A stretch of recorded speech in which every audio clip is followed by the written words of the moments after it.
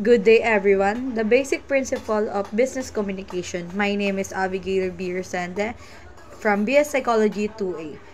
What is the principle of basic communication? The basic principle of business communication are essential guidelines to ensure effective and efficient communication within the business environment. These principles help convey the message clearly, build relationship, and enhance overall organization success. The question is, what is the effective of communication? For me, as a student, the effective of communication and when you talk to each other and then you understand what the meaning, what each both of you what's saying, and other than that, the knowledge that you understands or the language that you pass to each other. They are the key principle of business communication. The clarity, which is the message should be clear, the consciousness, which is to keep the message by the consistency, which is the provides by the message that you give it, the courtesy, which is the communication should be passed, and the courteousness, with the complete or the competency of the passage of the message. The concretest with specific tactics to figure out the details. Active listening. Use a specific figures or language that you will determine by when you're talking to someone that you understands what he's saying. Timelessness, with the message should be more timeless or more on a specific topic. Adaptable, which is the communication should be more on details or um, on point or specific to the point, the point to point ideas.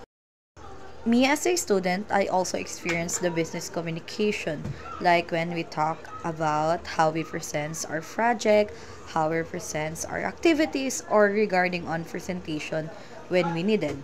Other than that, before I also work in a corporate world, we also use a lot of details like email or calls to the client so that they can understand the details or the information that they needed. Um, Other than explaining the details to the client, we also emailed them the files, or the question that they given to answer for us.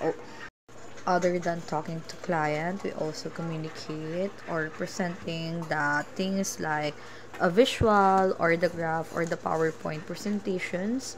Also, we also discuss it in a whiteboard so that we can see the visual that we are describing. The example that I encountered before, that when I need to tell the clients regarding her card, is she need to follow the procedures like the process. The step one is she need I need to get the name of the client, the concern that she have. She also need it to email it to me so that we have the I also remember the example that the email that we sent or the discussion that we need is, for example, Dear Miss Cha, I hope this email finds you well. I am writing to request a meeting with you to discuss our performance, the marketing department during the last quarter. We believe that our several key developments are metrics that would benefit for you to review. Also, we need to discuss a lot of matter about this meeting also. So, could you please let us know your ability to meet the next week? We are flexible, can adjust to time to suit your schedules. Meeting duration of 30 or more than minutes. We should be sufficient to cover the necessary point. Other than that is, you need to also consider saying thank you. Like, thank you for considering this request. Looking forward to your feedback and appreciate your time for attention these matters. Also, you need to apply some regards like your personal name, details, or the corporate numbers or your email.